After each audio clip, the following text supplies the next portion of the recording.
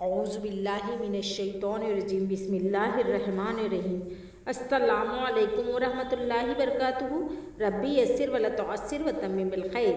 कल हमने लिया था वाहिद मुज़क्कर के लिए इस्तेमाल होने वाले अस्माए अशारा। आज हम लेंगे वाहिद मुअन्नस के लिए इस्तेमाल होने वाले अस्माए अशारा। अब यहाँ देखेंगे कि स्याही, पेन की स्याही को क्या कहते हैं? पेन की स्याही को कहते हैं दवातुन। दवातुन यानी पेन की स्याही के लिए कहा जाता है। हाज़िही दवातुन यानी ये स्याही है।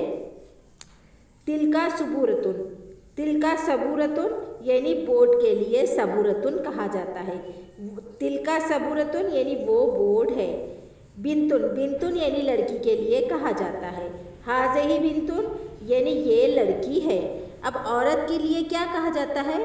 औरत के लिए कहा जाता है इमरातुन। इमरातुन यानी औरत को कहा जाता है। तिलका इमरातुन यानी वो औरत है।